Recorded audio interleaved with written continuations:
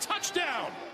With the Raiders now out of the game behind 42-21 late in the fourth, the Raiders tried to end their second half and fourth quarter scoring drive, taking the ball all the way to the Tennessee 1-yard line. Failing to find the end zone on 3 consecutive plays, Carr and the Raiders had one more chance on fourth down, but the results weren't any different. And Trayvon Mullen, these guys are all rookies and had great production this season and will be a part of the Raiders for some time. Carr on 4th and goal, throwing incomplete. There you go. That's the fourth and incomplete that everyone has been talking about. Thanks to CBS Sports for the sound from last Sunday's game. In closing, the Raiders dropped their third straight game to the Titans and again find themselves looking for answers on both sides of the ball.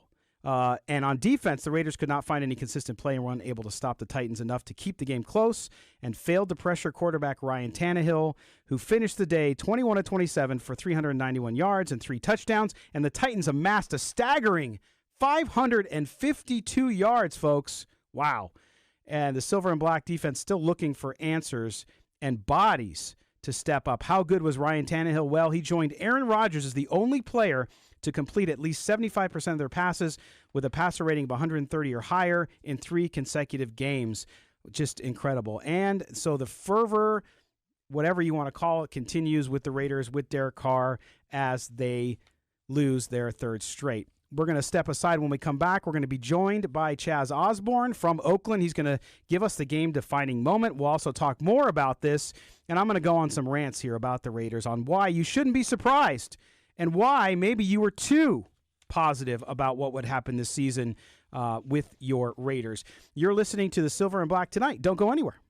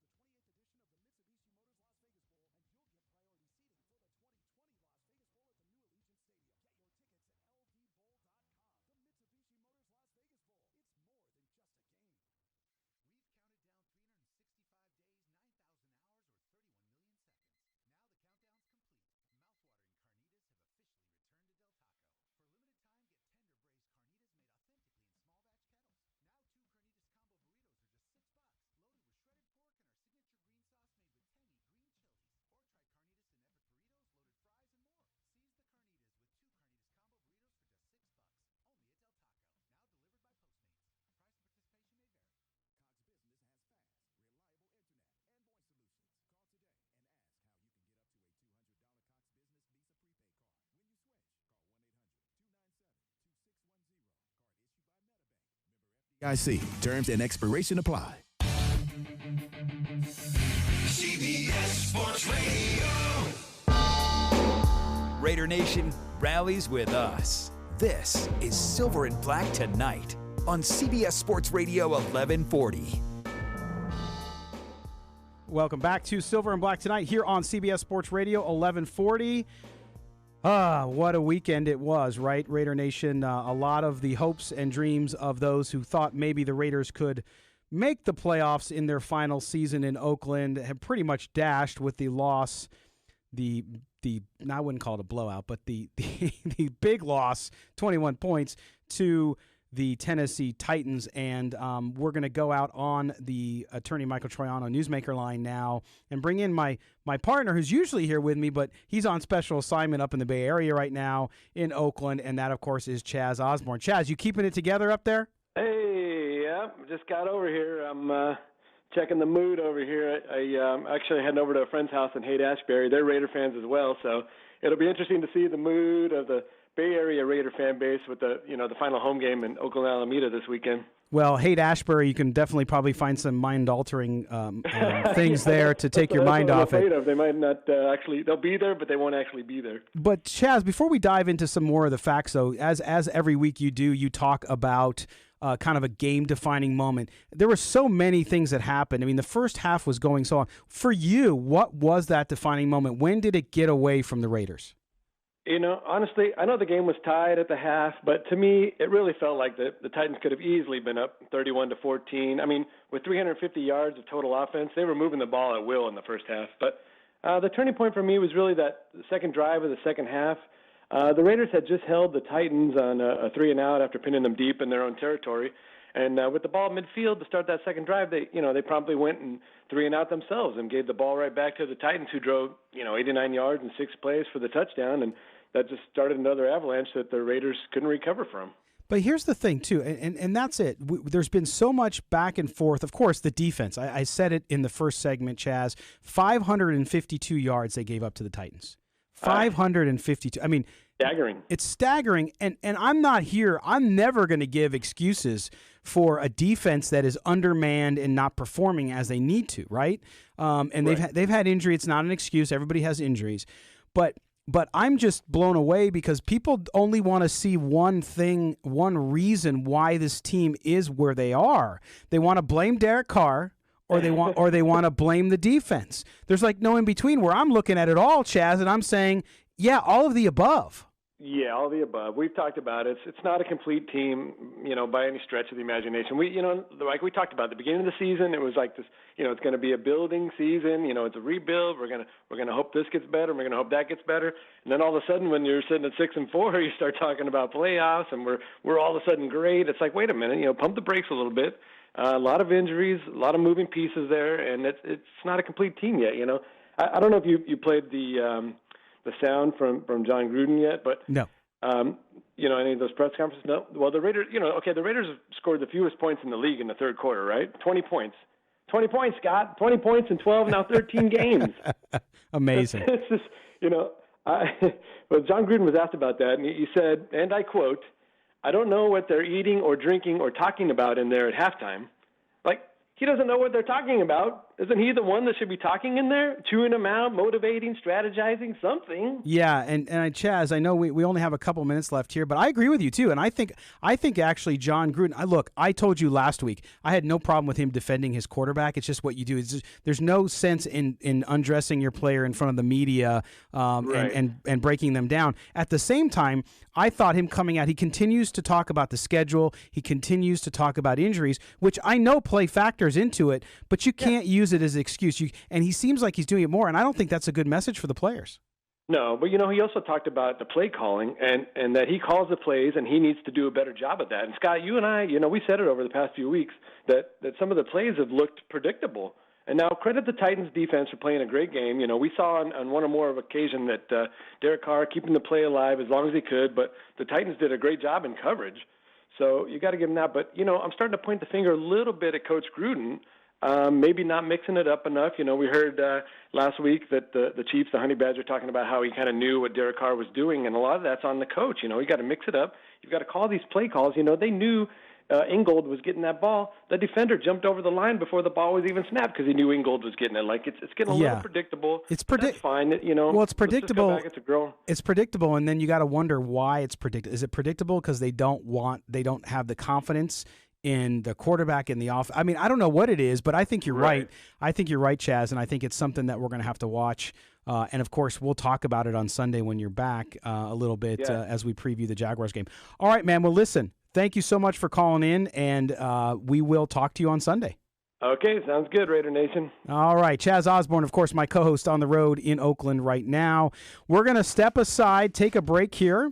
When we come back, we'll be joined by Moe Moton, our senior NFL columnist, Bleacher Report contributor. We're going to talk to him about this current state of the Raiders. What does he think? What do they need to do on defense? He tells us. silverandblacktoday.com. Read his column, and he'll be back right after this.